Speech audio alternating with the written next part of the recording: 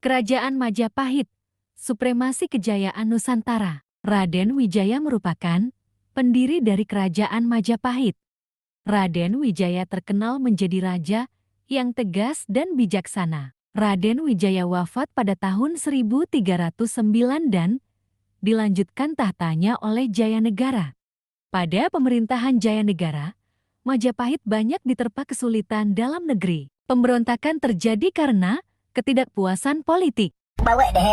Jayanegara wafat pada tahun 1328 Masehi. Ia tidak mempunyai keturunan. Penggantinya adalah anak wanita dari Gayatri, ibu tirinya, yaitu Bae Kahuripan dan mendapatkan gelar Tribuana Tunggadewi Jaya Wisnuwardhani. Pada masa pemerintahan raja wanita ini, timbul kembali pemberontakan. Namun, pemberontakan tersebut berhasil diredam oleh Gajah Mada yang diangkat menjadi Mahapati. Gajah Mada menunjukkan pengabdiannya dengan mengucap Sumpah Palapa untuk mempersatukan Nusantara di bawah pimpinan Majapahit. Pada tahun 1350, Tribuana Tunggadewi turun tahta dan digantikan oleh anaknya yaitu Hayam Wuruk yang lahir pada ke-1334. Hayam Wuruk bersama Gajah Mada membangun Majapahit untuk menjadi kerajaan yang dapat mempersatukan wilayah Nusantara dan memakmurkan rakyatnya. Kekuasaan Majapahit cepat menyebar dan berhasil menguasai daerah taklukan seluas negara Indonesia sekarang, ditambah wilayah di Semenanjung Malaya. Selain menaklukkan, beliau juga mempererat persahabatan dengan raja-raja tetangga Majapahit. Pada pemerintahan Hayam Wuruk, kemakmuran dan keamanan terwujud dengan baik.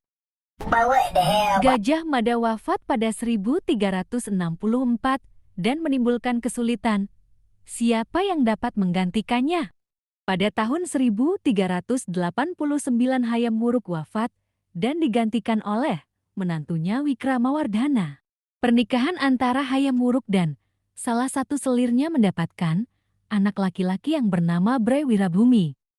Bray Wirabumi diamanahkan untuk memimpin wilayah Majapahit di daerah timur Pulau Jawa.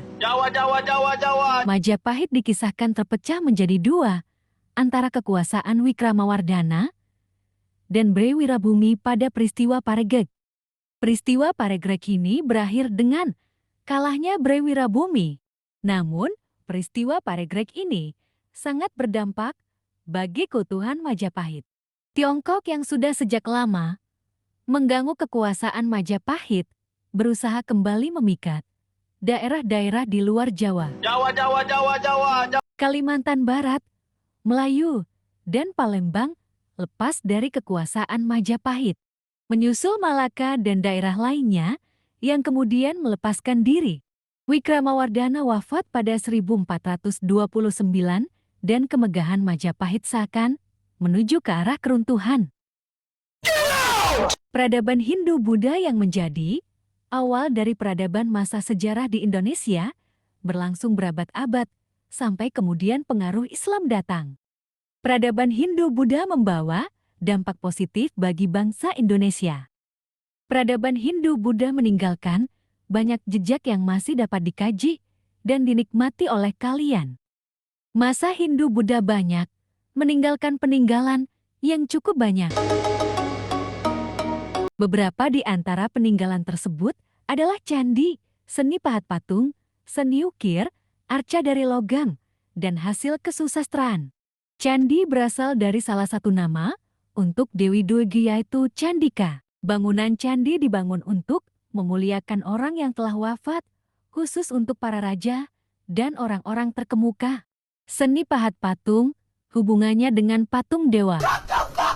Pada masa itu, seni pahat patung berhubungan dengan religiusitas. Patung-patung itu menggambarkan dewa atau dewi. Seni ukir juga biasanya menjadi pola hiasan pada dinding-dinding candi. Pola hiasan yang biasa diukir adalah makhluk-makhluk ajaib dan tumbuh-tumbuhan sesuai dengan suasana Gunung Mahameru. Macam-macam hiasan relief pada candi biasanya mengandung cerita dari kitab keagamaan seperti Ramayana, Arjunawiwaha, Karmawibanga, Kunjarajarna, dan Panji. Dingin, tetapi tidak kejam. Arka-arka dari logam juga dihasilkan dari peradaban Hindu-Buddha. Pada umumnya arca-arca logam berukuran kecil. Barang-barang dari logam emas juga didapatkan dalam bentuk cincin, gelang, rantai, halung jamang, dan lain-lain. Hasil-hasil kesusastraan pada zaman Hindu-Buddha biasanya ditulis pada daun lontar. Karena ditulis di daun lontar, banyak kesusastraan yang hilang dan mudah rusak. Woi gendut, mana spray gratis yang lo janjiin itu, ha? Kesusastraan pada zaman Hindu-Buddha ditulis sebagai gancaran prosa dan tembang puisi. Ditinjau dari isi kitab kesusastraan terdiri atas tutur kitab keagamaan, sastra, kitab-kitab cerita mengenai keagamaan, dan kesusilaan, dan kitab-kitab uraian sejarah. Itu nggak respect banget, Wo.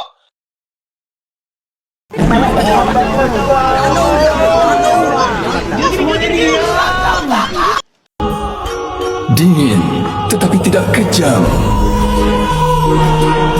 Aku berlutut?